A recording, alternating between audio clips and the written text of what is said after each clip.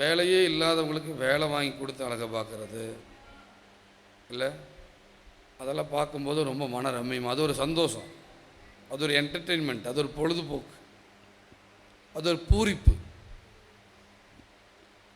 அது எங்கிருந்து வருது அந்த குணம்னா, நம்மளை படைத்த தேவனிடத்திலிருந்து. கர்த்தர் எல்லாவற்றையும் படைத்து இது நல்லதென்று கண்டார், அதை பார்த்து மன நிறைவு அடைந்தார். அதே போல் ஆண்டவர் நம்மை ரட்சிப்புக்கு நேராக நடத்தி நம்மளோட வாழ்க்கையை நாம தான் அலங்கோலமாக்கி இருக்கிறோம். நம்முடைய வாழ்க்கையை நம்மளை கடங்காரனாக்குனது யார்? நானே தான். பல பிரச்சனைகளுக்குள்ளே போய் நானே சிக்கி உட்கார்ந்ததுக்கு காரணம் யார்? நானாக தான் போய் உட்கார்ந்துட்டேன். ஆனால் இப்படியெல்லாம் இருக்கிற நம்மளை மறுபடியும் வெளியே கொண்டு வந்து விடுதலையாக்கி சுதந்திரமாக்கி, சில விலங்கு ஆர்வலர்கள் ஏதாவது மானோ விலங்குகளோ ஏதாவது கம்பி வலைகளில் இல்லாட்டி ஆணி குத்தி இந்த மாதிரி ஏதாவது மாட்டி இருந்துச்சுன்னா அதை போராடி மீட்டு அதை கொண்டு போய் காட்டில் விடுவாங்க. இந்த வீட்டில் மாட்டின சிக்கியிருக்கிற பாம்பை, அது கவர்மெண்ட் சட்டம் ஒரு பக்கம் இருந்தாலும் இன்னொரு பக்கம் விலங்குகளை கொல்லக்கூடாதுங்கிற ஆர்வலர்கள் அதை பத்திரமா கொண்டு போய் காட்டில் விடுறாங்க. பாம்பை, கொத்துற பாம்பை. அது மாதிரி அப்பா நம்மளை எந்த சிக்கல் இருந்தாலும் பாம்பையே காப்பாற்றுறான்.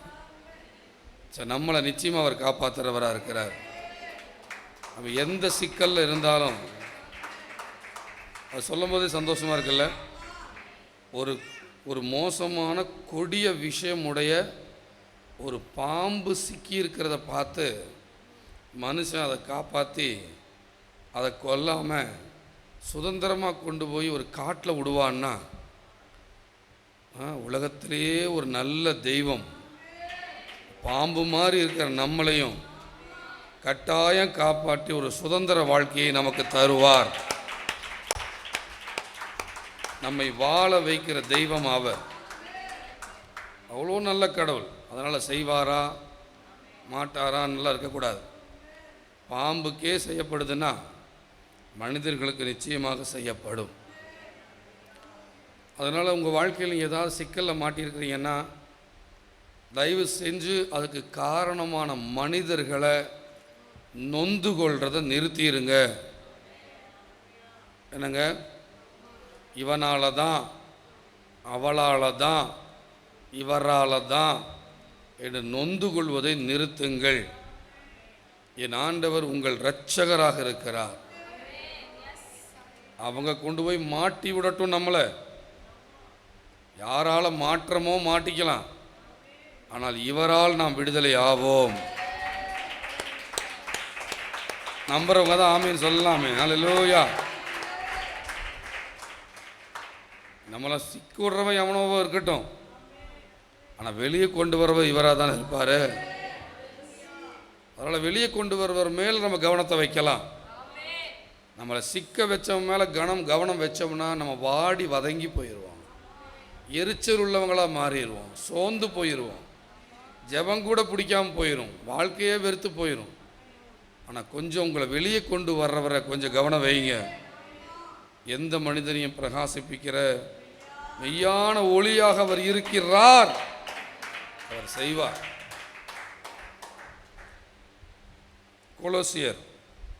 கொலோசியருக்கு எழுதின நிருபம் 1ஆம் அதிகாரம் 27வது வசனம்.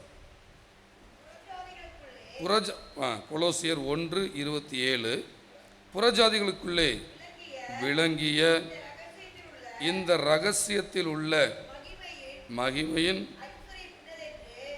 ஐஸ்வர்யம் இன்னதென்று, அந்த இரகசியத்தில் உள்ள மகிமையின் ஐஸ்வர்யம் இன்னதென்று தேவன் தம்முடைய பரிசுத்தவான்களுக்கு தெரியப்படுத்த இந்த காலங்களில் சித்தமானார். என்ன அந்த ரகசியம்னா, கிறிஸ்துவானவர் மகிமையின் நம்பிக்கையாக உங்களுக்குள் இருப்பதே அந்த ரகசியம். ஒரு பெரிய ரகசியத்தை சொல்கிறேங்கிறாரு. என்னன்னா, கிறிஸ்து உங்களுக்குள் இருக்கிறார். நம்ம ஏற்கனவே படிச்சிருக்கிறோம் இல்லையா? என்ன ரகசியம்? கிறிஸ்து எங்கே இருக்கிறார்? எனக்குள் இருக்கிறார் என்பதே அந்த ரகசியம். ஒவ்வொரு நிருபங்களும், ஒவ்வொரு வேதத்தில் இருக்கிற 66 புத்தகங்களும் ஒவ்வொரு நோக்கத்துக்காக எழுதப்பட்டது. அதில் கொலோசியர் எழுதப்பட்டதின் நோக்கம் என்னன்னா, உனது தேவை கிறிஸ்து மாத்திரமே. அதான் கொலோசியர் புத்தகத்தினுடைய கருத்து, தீம். இந்த கொலோசியர் புத்தகம் சொல்ல வருகிற கதையின் சுருக்கம் என்னவென்றால், உனது தேவை கிறிஸ்து மாத்திரமே. Your need is Christ. So கிறிஸ்துவை நமக்கு தேவையாக, நம்முடைய முக்கியத்துவமாக புரிய வைக்கிற புத்தகம் கொலோசியர். அதில் இன்னும் மிகப்பெரிய ஒரு கீவேர்டு, ஒரு முக்கிய வசனமாக சொல்ல வேண்டும் என்றால் இந்த 1:24-27 சொல்லலாம். எனது கிறிஸ்துவானவர் மகிமையின் நம்பிக்கையாக உங்களுக்குள்ளாக இருப்பதே அந்த ரகசியம். அல்லேலூயா. கிறிஸ்து எங்கே இருக்கிறாரு? ஆமாம், எப்படி இருக்கிறார்? பரிசுத்தவான்களுக்குள்ளாக இருக்கிறாரா? விசுவாசிக்கிறவங்களுக்குள்ள இருக்கிறாரா? ரொம்ப ஜாக்கிரதையாக இருக்கணும். ஏன்னா நம்மளாம் அப்பப்போ தவறுகிறவங்க, தடுமாறுறவங்க. 40 நாள் ஃபாஸ்டிங் போடும்போது நல்லா இருக்கும், முடிச்சதுக்கப்புறம் டவுன் ஆகிறவங்க. அதனால நம்முடைய ஃபீலிங்ஸை நம்பி நம்ம வாழ்கிறது இல்லை. நாம் நம்முடைய ஒரு உற்சாகமான நிலை, நம்முடைய உற்சாகமான பரிசுத்த வாழ்வு, ஒரு நேர்த்தியான வாழ்க்கையை நம்பி நாம் இல்லை. ஆனால் அப்படி வாழ்வோமா? நிச்சயமாக அது வாழ்வோம். அதுதான் இலக்கு. அல்லேலூயா. என்னை பொறுத்த வரைக்கும் நான் கிறிஸ்துவ ஃபோக்கஸாக வச்சு ஓடுறதுனால அந்த கிறிஸ்து என்னை நேர்த்தியாக மாற்றி விடுகிறார். நான் நேர்த்தியை நோக்கி ஓடவில்லை, நான் கிறிஸ்துவை நோக்கி ஓடுகிறேன். கிறிஸ்து என்னை நேர்த்தி ஆக்கி விடுகிறார்.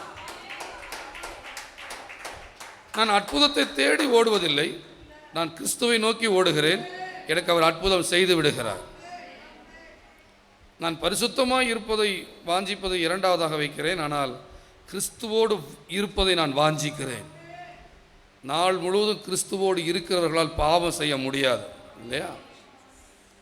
அப்போ முழுக்க அத்தனை பிரச்சனைகளுக்கும் ஒரே மாத்திரை.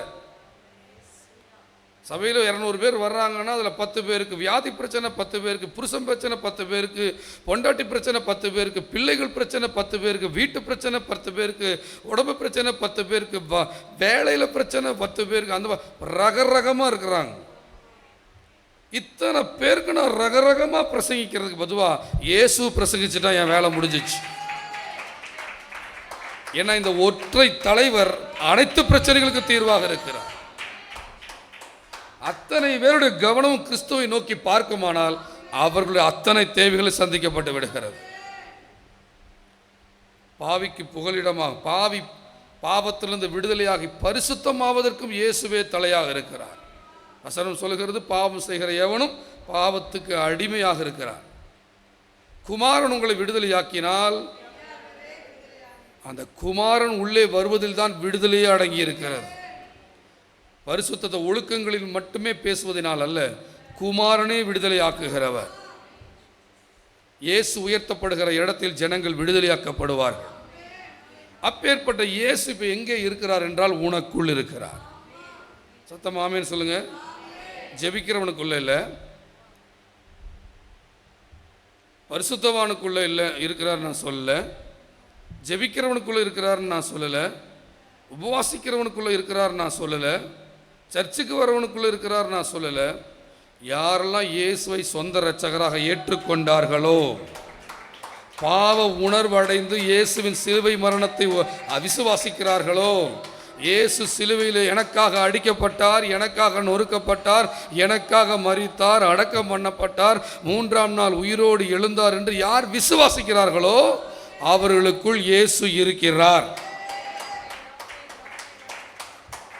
ஹல்லேலூயா. அந்த இயேசு இருக்கிறார் என்கிற உணர்வில் நீ வளரும் போது அவர் உன்னை ஜெபிக்க வைக்கிறார். இயேசு உன்னோடு இருக்கிறார் என்கிற அந்த உணர்வு உன் வாழ்க்கை தரத்தையே மாற்றி விடுகிறது. சத்தமா ஆமென் சொல்லுங்க. நீ ஜெபித்ததினால் இயேசு வரவில்லை, நீ இயேசு வந்ததினால் ஜெபிக்கிறாய். நீ பரிசுத்தமாய் இருந்ததினால் இயேசு வரவில்லை, அவர் பாவிகளின் சிநேகிதர். இயேசு வந்ததினால் நீ பரிசுத்தமாகிறாய். Holiness is the result. Holiness is the consequences. இயேசு உனக்குள் இருப்பதினால் வந்த விளைவே பரிசுத்தம். நீ ஒப்பு கொடுத்ததினால், கம்மலை கழட்டினதினால் அற்புதம் நடக்கவில்லை, இயேசுவே உனக்கு இலவசமாய் அற்புதம் செய்கிறார்.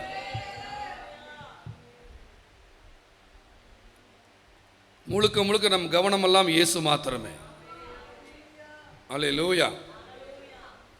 எனவே நம்ம அப்பா சொல்றாரு, எது ரகசியம்னா, கிறிஸ்துவானவர் மகிமையின் நம்பிக்கையாக உங்களுக்குள் இருப்பதே அந்த ரகசியம். ஏன்னா நான் எதுக்காக இப்படி சொல்றேன்னா, உங்களுக்குள் இருப்பதே அந்த ரகசியம்னா ஒருத்தர் கூட இங்கே சந்தேகம் வந்துடக்கூடாது. ஐயோ, நான் நேற்று ஜெபிக்கலையே, முந்தா நேற்று பைபிள் வாசிக்கலையே, நான் அங்கே போய் பேசிட்டேனே, நான் இந்த தப்பு பண்ணிட்டேனே, இப்போவும் எனக்குள்ள இயேசு இருக்கிறாராங்கிற சந்தேகம் வந்துடக்கூடாது. இப்பவும் அவர் உனக்குள் இருக்கிறார். சக்கேயு திருந்தாமலேயே அவன் வீட்டுக்கு சென்றவர் உனக்குள் இருக்கிறார். அல்லேலூயா. விபச்சாரத்தில் கையங்களமாக மாட்டப்பட்டு கல்லெறிவதற்காக கொண்டு வரப்பட்ட அந்த விபச்சார ஸ்திரீ மனம் திரும்புகிறேன் என்று வாக்கு பண்ணாமலேயே நான் உன்னை ஆக்கினைக்குள்ளாக தீர்க்கிறது இல்லை என்று சொன்னவர் அவர். அன்பினால் ஒரு மனிதனை தொடுகிற வல்லமையுடைய கர்த்தர் அவர். திருத்திட்டு உள்ள வரவர் இல்லை, உள்ள வந்துட்டு திருத்துகிறவர். பழைய ஏற்பாடு வேற, புதிய ஏற்பாடு. பழைய ஏற்பாட்டில் ஒருத்தர் பரிசுத்தமாக இல்லைன்னா, இல்லாமல் தகுதிப்படுத்திக்காமல் சுத்திகரிக்காமல் ஆலயத்துக்குள்ளே வந்து அடி விழுவாங்க. சீனாய் மலையில் எவன் மேலே ஏற முடியாது. ஆனால் புதிய ஏற்பாட்டில் அப்படி இல்லை. பழைய ஏற்பாட்டில் குஷ்டரோகம் முடித்தவன், குள்ளர்கள், சப்பானிகள், முடவர்கள், இவங்கெல்லாம் ஆலயத்துக்குள்ளே வர முடியாது. பழைய ஏற்பாட்டில் குள்ளமாக இருந்தால் சபைக்குள்ளே வர முடியாது, குருடனாக இருந்தால் சபைக்குள்ளே வர முடியாது, குஷ்டரோகியாக இருந்தால் சபைக்குள்ளே வர முடியாது. ஆனால் புதிய ஏற்பாட்டில் அப்படிப்பட்டவங்களையே போய் சுகமாக்கினவர் இயேசு கிறிஸ்து. ஏன்னா இயேசுதான ஆலயம், இயேசுதான உடன்படிக்கப்பட்டி. ஹல்லேலூயா.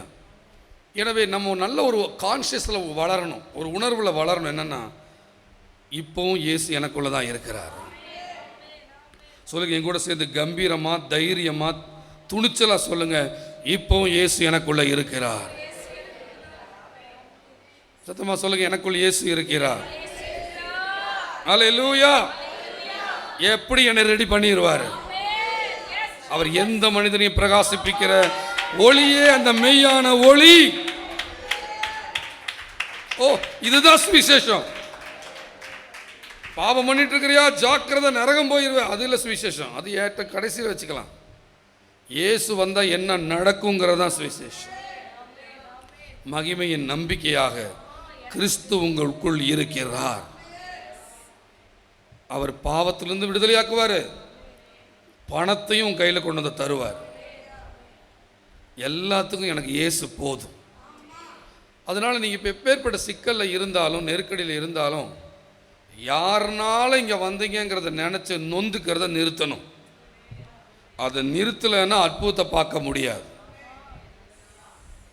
இவளை கல்யாணம் பண்ணினதுனால, இவனை கல்யாணம் பண்ணினதுனால, இன்னார் என் வீட்டுக்கு வந்ததுனால, இன்னாரை நம்பினதுனால, இதனால தான் நான் சிக்கலில் மாட்டினேன், இல்லைன்னா நான் நல்லா இருந்திருப்பேனே அப்படின்னு நினச்சி வேதனைப்படுகிற அந்த குணத்திலிருந்து நீ வெளியே வரணும். ஏன்னா இந்த பிரச்சனையில் இவங்கனாலன்ட்டு கிடையாது, உன்னுடைய குணத்துக்கு எங்கேயாவது நீ மாட்டத்தான் வேணும். ஏன்னா நீ மாட்டினாதான் ரட்சகரையே பார்ப்ப. உன்னுடைய குணத்துக்கு நிச்சயமாக எங்கேயாவது ஒரு மாற்றுவதற்காக தான் அமைக்கப்பட்டிருக்கிறது. காரணம் இல்லாமல் இஸ்ரவேலர்கள் எகிப்தில் போய் மாட்டல, அப்படி ஓங்கிய புயத்தை கர்த்தர் காமிக்கணுங்கிறதுக்காகத்தான், பலத்த கரத்தை காமிக்கிறதுக்காகத்தான். நீ என்ன சிக்கல்ல இருந்தாலும் சரி, தேவன் தன்னுடைய பலத்த கரத்தை காமிக்க போறார், ஓங்கிய புயத்தை காமிக்க போறார். நான் உபத்திரவப்பட்டது நல்லது, அதனால் நான் இயேசுவை கற்றுக்கொண்டேன். அல்லேலூயா. எனவே இந்த இயேசு எங்கே இருக்கிறார்? எல்லாரும் சொல்லுங்க, எனக்குள் இருக்கிறார். எல்லாரும் சொல்லுங்க, எங்க இருக்கிறாரு? எனக்குள்ள இருக்கிறார். அல்லேலூயா. இப்போ உங்களுக்குள்ள இருக்கிறது உண்மைன்னு நீங்க உணர்ந்தா, அதை கர்த்தர் உணர வேண்டாம், அதை நான் உணர வேண்டாம், நீங்க உணர்ந்தால். எத்தனை பேர் உணர்றீங்க? உங்களுக்குள்ள இயேசு இருக்கிறார். எத்தனை பேர் உணர்றீங்க? நல்லதா அடி வயிற்றுலேருந்து ஆமேன்னு சொல்லலாமே. நல்ல அந்த அடி வயிற்றுலேருந்து ஆமேன்னு சொல்லலாமே. இயேசு எனக்குள் இருக்கிறார். அல்லேலூயா. நாமெல்லாம் பரிசுத்தத்தினால் ரட்சிக்கப்பட்டவர்கள் அல்ல, விசுவாசத்தினால் ரட்சிக்கப்பட்டவர்கள். கிருபையினாலே விசுவாசத்தை கொண்டு ரட்சிக்கப்பட்டீர்கள். இது உங்களால் உண்டானது அல்ல, இது தேவனுடைய அன்பளிப்பு. This is gift from God. அந்த gift ஒரு விபச்சாரிக்கு கொடுக்கப்படுகிறது. அந்த gift பவுல் என்கிற ஒரு கொலைகாரனுக்கு கொடுக்கப்படுகிறது. அந்த gift கல்லறை சிலுவையில் அறையப்பட்ட வலதுபுறத்தில் இருந்த திருடனுக்கு கொடுக்கப்படுகிறது. பரிசுத்தவர்களுக்கு கொடுக்கப்பட்ட gift அல்ல, அவரை விசுவாசிக்கிறவர்களுக்கு கொடுக்கப்படுகிற gift. அதனால தான் நம்ம உருகிறோம். என் தகுதியை பார்க்காம இலவசமாய் கிருபையினாலே கிறிஸ்து இயேசுவுள்ள மீட்பை கொண்டு நான் நீதிமான் ஆக்கப்பட்டேன். அதனால தான் உள்ள துள்ளுது. ஒரு நியாயப்பிரமாண சபைக்கு போகிறவங்க ஆராதிக்கிறதும், ஒரு கல்வாரி அன்பை தகுதி இல்லாமல் ரட்சிக்கப்பட்டவங்கிற கிருபையை உணர்ந்தவங்க ஆராதிக்கிற ஆராதனையும் வேற வேற. கடமையை கழிக்கிறதுக்கும், ஏதோ ஒரு நாள் தரிசனத்தை பார்க்கறதுக்கும், ஏதோ உபவாசம் பார்த்தீங்களான்னு கட்டுப்படுத்துறதுக்கும் ஜெபிக்கிறது வேற. அவரையே ஜீவனாகவும் உயிர் மூச்சாகவும் வாஞ்சையாகவும் நேசமாகவும் அவரை ஆராதிக்கிறது வேற. சத்தம் ஆமேன்னு சொல்லுங்க. மறுபடியும் கேட்குறேன், எத்தனை பேர் கிறிஸ்து உங்களுக்குள்ள இருக்கிறாங்கிறத உணர்றீங்க? நீங்க ஒரு யோசேப்பு. ஆதியாகமம் 41ஆம் அதிகாரம். ஆதியாகமம் 41 38ஆம் வசனம்.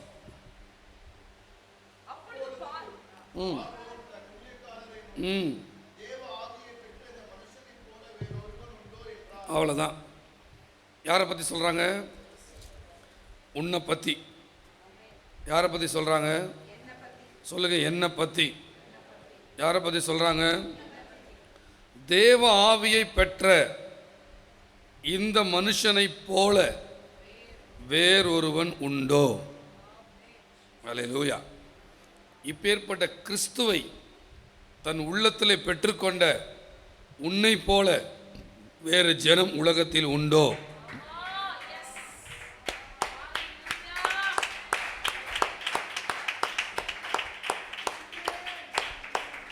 ஒருவனுக்குள்ள கிறிஸ்துவின் ஆவி இருந்தால் அவன் யோசேப்பை போலவுடைய குணங்கள் மாறத் தொடங்கும். கிறிஸ்துவின் ஆவி உள்ளே இருக்கிறது என்பதை நீ உணர்ந்து கொண்டால் உன் வாழ்க்கை யோசேப்பை போல மாறும். ஒரு பெண் உன்னை தவறு செய்ய அழைத்தாலும் யாருமே இல்லாத இடத்திலும் அதை விட்டு நீ ஓடி போவாய். அதை பரிசுத்தத்தை காத்துக்கொள்வதற்காகவோ, 4 பேர் பார்ப்பார்கள் தெரிந்துவிடும் என்பதற்காகவோ, அதுக்காக இல்லை, அது தேவனோடு உள்ள உறவுக்காக. அதனால தான் கிறிஸ்தவமே the relationship with Christ. Hinduism, communism, Islamism, but Christianity, unity with Christ. கிறிஸ்துவோடு உள்ள உறவு தான் கிறிஸ்துவத்தின் அஸ்திபாரம். கிறிஸ்துவோடு ஒரு நெருங்கின உறவு உனக்குள் இருக்குமானால் நீ ஆண்டவருக்கு பிரியமில்லாத எல்லாத்தையும் விட்டு ஓடி போவாய். இந்த ஆவி உன்னை யோசேப்பை போல மாத்திரும். யோசேப்புல எல்லாமே இருக்கிறத பார்க்கலாம். யோசேப்புக்குள்ள உயர்வுகள் இருக்கு, யோசேப்புக்குள்ள பொறுமை இருக்கு, யோசேப்புக்குள்ள பரிசுத்தம் இருக்கு, யோசேப்புக்குள்ள ஐஸ்வர்யம் இருக்கு, யோசேப்புக்குள்ள சத்தியம் இருக்கு. எல்லாமே கலந்த ஒரு அருமையான ஒரு ப்ராடக்ட் ஜோசப். அதுக்கெல்லாம் ஒரே ஒரு காரணம் என்னன்னா, அவன் சின்ன வயசில் பார்த்த சொப்பனமும், சொப்பனத்தினால் அவனுக்குள் வந்த ஆவியும்.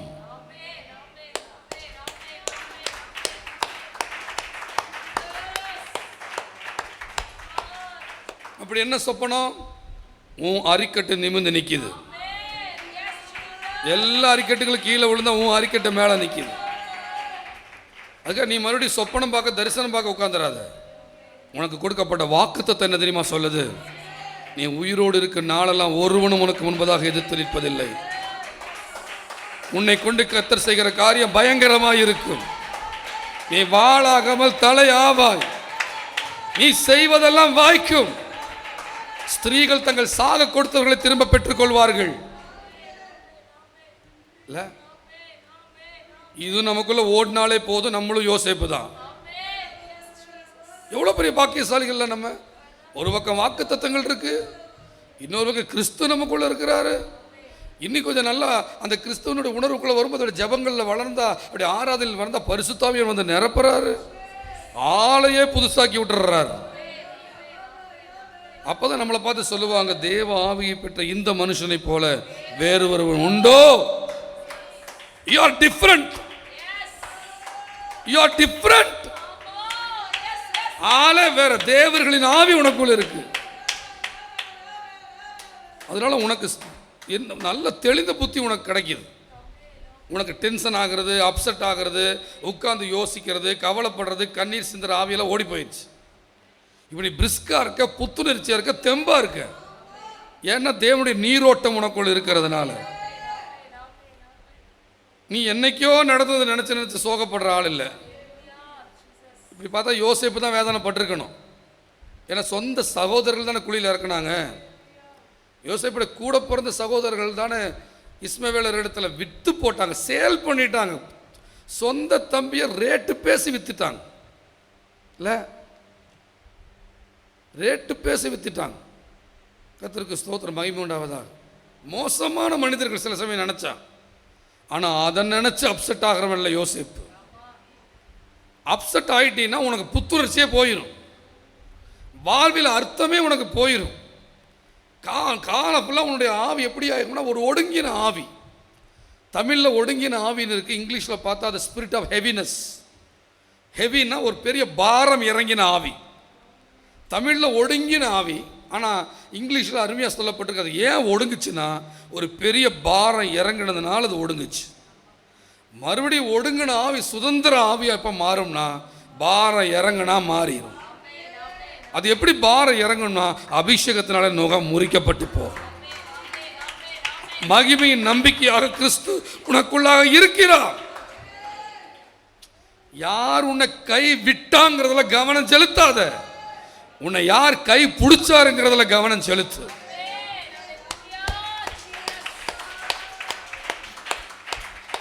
இதுதான் மறுரூப மனது. ஹல்லேலூயா. உங்கள் மனம் புதிதாகிறதுனாலே மறுரூபமாக இல்லையா? அப்போ இந்த ஆவி இருந்ததுனால நேரமானதுனால மணி ஆயிடுச்சு, சாரி, ஒரு கதசிதமான நாளை கண்டினியூ பண்ணலாம், சரிங்களா? அப்படி ஆனதுனால அந்த விசேஷமான ஆவி நமக்குள்ளே இருந்ததுனால, யோசேப்புக்குள்ளே இருந்ததுனால அவன் எப்படிப்பட்டவனா மாறுறான் பாருங்க. 39-40 வசனங்கள் வாசிங்க. பின்பு பார்வோன் யோசேப்பை நோக்கி, அல்லேலூயா. பின்பு பார்வோன், அது பெந்தகோஸ்தே ஸ்டைல் இருக்குமா? நார்மலாகவே வாசிங்க, சாதாரண தமிழே. பின்பு இந்த தென் தமிழ்நாட்டிலாம் வாசிப்பாங்க, திருநெல்வேலி அப்படியா கர்த்தாவே வந்திருக்கிறோம், சாதாரணமாக சொல்லுங்க. பின்பு பார்வோன் யோசேப்பை நோக்கி, தேவன் இவை எல்லாவற்றையும் உனக்கு வெளிப்படுத்தி இருக்கிறபடியால் உன்னை போல விவேகமும் ஞானமும் உள்ளவன் வேறு ஒருவனும் இல்லை. அதனால என்ன பண்ணுவோம், நீ என்ன அரண்மனைக்கு, நான் சொல்ல நிச்சயமா நம்ம அதிகாரியாக போறோம். நிச்சயமா we will become a big order and hallelujah, பெரிய ஆபீசர்ஸ் ஆக போறோம். எனக்கு அரண்மனைக்கு நீ அதிகாரியாக இருப்பாய். உன் வாக்கின்படியே என் ஜனங்கள், என் உலகம், என் தேசம் முழுவதும் உனக்கு அடங்கி நடக்க கடவர்கள். இதெல்லாம் நடக்கும்னு சொல்ற நம்ம திராணி உள்ளவங்க ஆமேன்னு சொல்லுங்க. அடங்கி நடக்க கடவர்கள். நான் பெரியவனா இருப்பேன், ஆனா நீ எகிப்து தேசம் முழுமைக்கும் உன்னை அதிகாரி ஆக்கினேன். 41 வசனம் சொல்லுது. பின்னும் பார்வோன் யோசேப்பை நோக்கி, பார், லிசன் டு மீ, எகிப்து தேசம் முழுமைக்கும் உன்னை அதிகாரி ஆக்கினேன். எந்த நாட்டில் பாஷை தெரியாம விற்கப்பட்டையோ, எந்த நாட்டில் முன்ன பின்ன தெரியாம இடத்துக்கு நீ வந்தையோ, எந்த நாட்டுக்கு உன்னோட ஊரை விட்டு உன் இடத்த விட்டு நீ வந்தையோ, எந்த இடத்துக்கு நீ விற்கப்பட்டவனா வந்தையோ, அந்த இடத்துல உன்னை ஆண்டவர் அதிகாரி ஆக்குறார். நீ இந்த பிரச்சனை விட்டு வெளியே வரும்போது, ஃப்ரஸ்ட்ரேஷனை விட்டு வெளியே வரும்போது, நொந்துக்கிறத வெளியே வரும்போது, போட்டு பொண்டாட்டியை போட்டு நொந்துகிட்டு இருக்காத, பொண்டாட்டியை போட்டு திட்டிக்கிட்டு இருக்காத, பொண்டாட்டியை போட்டு சங்கடப்படுத்திட்டு இருக்காத, பொண்டாட்டியை போட்டு குறை சொல்லிக்கிட்டு கிடக்காத. அது இருக்கிற வரைக்கும் நீ அதிகாரி ஆக முடியாது. குற்றம் கண்டுபிடிக்கிறதுக்கு 1000 இருக்கலாம், ஆனால் அதை மூடுறதுக்கு ஒரே ஒருவர் இருக்கார், இயேசு. உன் கணவரை போட்டு குற்றம் சொல்லிட்டு இருக்காத, நொந்துகிட்டு இருக்காத, திட்டிட்டு இருக்காத. அந்த பேட் ஸ்பிரிட், அந்த பேட் ஸ்பிரிட் தான் உன்னை மேலே விடாம தடுக்குது. ஃபோக்கஸை கர்த்தர் மேல வை. யாரோ உன்னை சிக்கல்ல மாட்டட்டும், உன்னை வெளியே கொண்டு வரும் மேல உன் கவனத்தை வை. உங்க கை விட்டவர் மேல உன் கவனத்தை வைக்காத, கை பிடிச்சவர் மேல கவனத்தை வை. உன் வீட்டில் இருக்கிறவங்க மேல பாசத்தை பொழிய கத்துக்கோ, அன்பை ஊத்த கத்துக்கோ, மனிதர்களை எப்படி ட்ரீட் பண்ணணும்னு தெரிஞ்சுக்கோ. உன் எதிரி உன் கூட வீட்டில் இருக்கிறவங்க இல்லைன்னு தெரிஞ்சுக்கோ. பல பேர் தன் மனைவியை, தன் கணவரை, தன் பிள்ளைகளை, தன் அப்பாவை, தன்னுடைய மாமியாரை, தன் மாமனாரை வில்லன் மாதிரி எதிர்கொள்றாங்க. அப்படின்னு இன்னும் சரியா இயேசுவை அறியல. உன் கண்ணு திறக்கப்படுவதாக. நீ அதை நொந்துக்க உன்னுடைய தலையெழுத்து மாறாது. உன்னை கைவிட்டவங்க மேல உன் கவனத்தை வைக்காத, உன் கையை பிடிக்கிறவர் மேல உன் கவனத்தை வை. உன்னை பகைக்கிறவனை, வெறுக்கிறவனை, தூஷிக்கிறவனை அவங்களெல்லாம் நேசிச்சு மன்னிச்சு பணிவிடை செய். உன்னை உயர்த்த போறவன் பக்கத்தில் இருக்கிறாருன்னு பாரு. இந்த ஒரு வாழ்க்கை தானே கிறிஸ்துவ வாழ்க்கையில். துன்பப்படுத்துறவர்களை நேசிக்கிறது அதானே கிறிஸ்துவ வாழ்க்கையில். தீமை செய்கிறவர்களுக்கு நன்மை செய்கிறது அதானே கிறிஸ்துவ வாழ்க்கையில். கிறிஸ்துவ அறிஞ்சவங்களுக்கு அந்த புத்தி வருது. நல்லா தெரிஞ்சுக்க, உனக்குள்ள கிறிஸ்துவின் ஆவி இருக்குது. மகிமையின் நம்பிக்கையாக கிறிஸ்து உனக்குள் வாசமாக இருக்கிறார். இனி எத்தனை நாளைக்கு நீ மனுஷங்களை மனஞ்சலிக்க போற? என் தேவன் இரட்சகர் உன்னை சந்திக்கவில்லையா? பார்வோன் பண்றதை பண்ணட்டும், நேபுகாத்நேச்சார் பண்றதை பண்ணட்டும், ஆலோட்டிகள் பண்றதை பண்ணட்டும். இதோ உன்னை மோசே சந்திச்சிட்டார்ல, உன்னை இரட்சகர் சந்திச்சிட்டார்ல, அதை நோக்கி பயணப்படுற வேலையை செய். அதை செஞ்சு பாரு. அந்த தேசம் முழுமைக்கு உன்னை ஆண்டவர் அதிகாரி ஆக்குவார். இந்த நல்ல குணங்கள் உருவாக்குறது எப்படி தெரியுமா? இயேசுவின் மேல் நீ வைக்கிற நம்பிக்கை. என் ஆண்டவர் என்னை ஆசீர்வதிப்பார், எனக்கு கர்த்தரால் சொல்லப்பட்டது நிறைவேறும். என்னை பல பேர் குழியில போடலாம், ஆனால் என்னை தூக்கி எடுக்கிறவர் என்னோடு பயணிக்கிறார். எனக்கு நல்ல காரியம் சீக்கிரம் நடக்க போகுது. இதுதான் ஒரு நல்ல மனநிலை. யார் என்னை கைவிட்டாலும் இயேசு என்னை கைவிட மாட்டார். இதோட தொடர்ச்சி மறுபடியும் நாளைக்கு பார்க்கலாம். கேட்ட வார்த்தைகளுக்காக கர்த்தர் ஸ்தோத்திரம் பண்ணலாமா? நல்ல வாயை திறந்து நன்றி சொல்லுங்களேன்.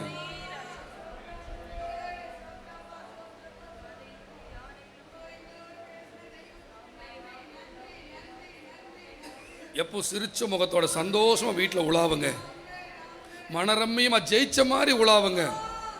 சிக்கல் அப்படி அடுப்பில் வச்ச மாதிரியே உலாவாதீங்க. உங்கள் முகம் நல்லா சிரிச்ச முகத்தோடு உலாவணும். கர்த்தர் உனக்காக யாவையும் செஞ்சு முடிச்சிட்டார். அப்பா, இந்த 2வது நாள் அதிகாலை கூட்டங்களுக்காக நன்றி. கர்த்தர் பேசின வார்த்தைகளுக்காக நன்றி. அனைத்து மகிமை கர்த்தர் ஒருவருக்கே செலுத்துகிறோம். தேவன் மகிமைப்படுவாரா?